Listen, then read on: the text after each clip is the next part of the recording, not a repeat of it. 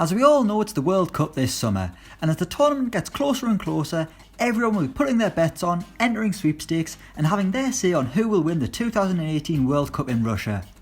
One team who has to be part of the conversation is France, who have one of the best talent pools in world football today. Les Bleus, bit of French there for the locals, have one World Cup win to their name, lifting the trophy in 1998 on their own turf, beating Brazil in the final. 8 years later in Germany, they came so close to making it 2 World Cup wins, losing in the final on penalties to Italy. Let's take a look at who started for France that night and where they are now. In goal was FABIEN BARTHEZ. The Baltic keeper could have been the hero in the penalty shootout, but it wasn't to be, with the Italians dispatching all 5 of their spot kicks. The 2006 World Cup came at the back end of Barthez's playing career, retiring from international football after the final, and then club football a few months later, only to go back on his word and sign a deal with Nantes in December 2006. His contract was terminated in April 2007 after Barthez had an altercation with a fan and quit, instead turning his attentions to the track. Barthez now races cars for a living, which is apparently normal for goalkeepers, since Jerzy Dudek and Santiago Canizares did the same thing. So Joe Hart, if you're watching, you know what to do. At right back was Willy Sagnol, don't laugh at his first name. The defender was an ever-present during France's 2006 World Cup campaign and so nearly won the whole damn thing for his country, forcing a fantastic save from Gigi Buffon in the final. Instead of scoring the winner and making himself a hero, Sagnol went home with a silver medal, but at least he didn't have to go far since he was playing for Bayern Munich at the time and the World Cup was in Germany. Since retiring in 2009, Sagnol has moved into coaching, taking charge of the France under-21 side, Bordeaux, and then working as Carlo Ancelotti's assistant, trying to fill the shoes left by his real best friend, Paul Clement. When Ancelotti got the sack at Bayern, Sagnol became the club's interim manager, but left when Jupp Heynckes took over once again. Centre-back was Lilian Thuram. The man with a woman's name, he'd probably two-foot me if I said that to his face. Thuram was one of the best defenders around during his playing career, and after the 2006 World Cup, headed to Barcelona following Juventus' demotion to Serie B after the whole match-fixing scandal.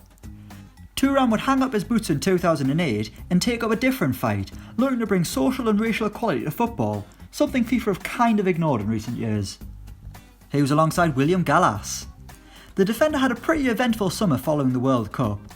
A Chelsea player at the time, Gallas wanted out but didn't get his move to Italy like he wanted, instead being used as a bait to allow Ashley Cole to become a Blue.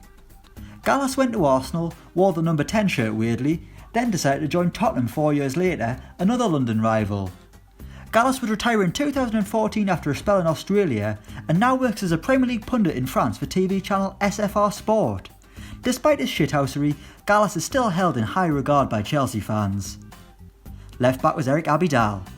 We know all about Eric Abidal's inspirational story. Not only is he a warrior on the pitch, but off it too. In March 2011, Abidal was diagnosed with a liver tumour, received surgery, won the Champions League and then underwent a liver transplant, with teammate Dani Alves offering his. The offer was not accepted though, and Abidal would return to the pitch in March 2013.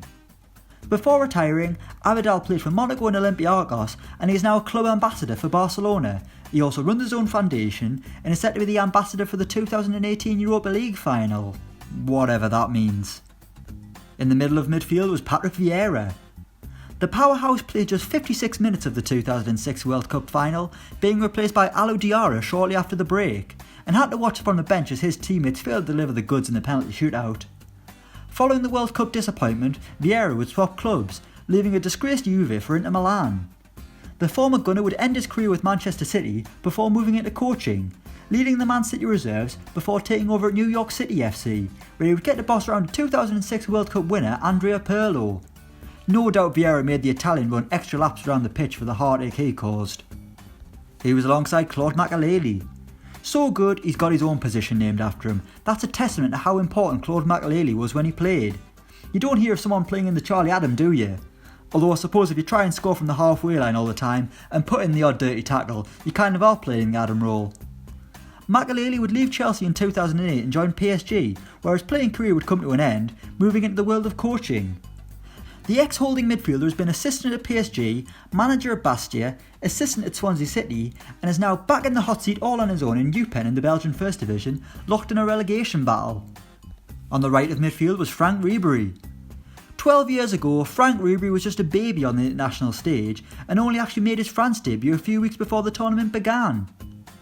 Ribéry started 6 of France's 7 World Cup games, and his final would come to end in extra time when David Trezeguet replaced him in the 100th minute. A decision France would go on to regret when Trezeguet was the only player to miss in the shootout. But then again, he got the winner at Euro 2000, so swings and roundabouts really. Anyway, back to Ribéry. He would join Bayern in 2007 and is still there at the age of 34, with his contract expiring this summer. Attacking midfield was Zinedine Zidane. The 2006 World Cup was a bit of a quiet affair for Zinedine Zidane. Nothing really remembered that I can remember, other than entering the game knowing it will be his last in football, captaining his country, giving them the lead after 7 minutes from the penalty spot, then laying a headbutt on Marco Materazzi that your boy Daniel Bryan would be proud of, until the whole concussions and retirement stuff. Good to have you back, Bryan. But anyway, Zidane was handed a straight red card for his assault, and rightfully so, but considering Materazzi called Zidane's sister a whore, the Italian probably deserved it. But despite the myth, no mothers were slagged off in the incident. Anyway, Zidane is now the Real Madrid manager, winning trophies galore, and another Champions League gong this season will likely save him the sack, while his arch nemesis Materazzi was last seen managing in India. Calm as a bitch, eh Marco? On the left flank was Florent Malouda. The winner of the penalty that Zidane converted in the final, Malouda was a Lyon player at the time of the tournament, but a year later he headed to the Premier League with Chelsea, where he would win 5 trophies including that epic Champions League triumph in 2012. After leaving Chelsea, Malouda's career took somewhat of a downwards trajectory, playing for Trabzonspor, Metz, Delhi Dynamos, Wadi Degla and now FC Differdang, something along those lines, who play in Luxembourg. Fair play Florent, still going at the age of 37 for what sounds like a team of absolute nobodies. And up front was Thierry Henry.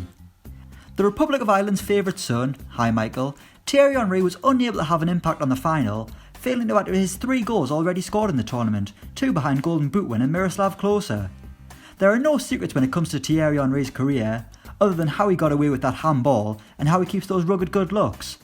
Henry would leave Arsenal in 2007 for Barcelona, going on to end his career at New York Red Bulls, before moving into punditry with Sky Sports, where he tries to avoid getting spat on by Jamie Carragher on a daily basis, as well as working as Roberto Martinez's assistant manager with the Belgian national team, no doubt brought in to ensure Romelu Lukaku's first touch doesn't end up halfway down the M6.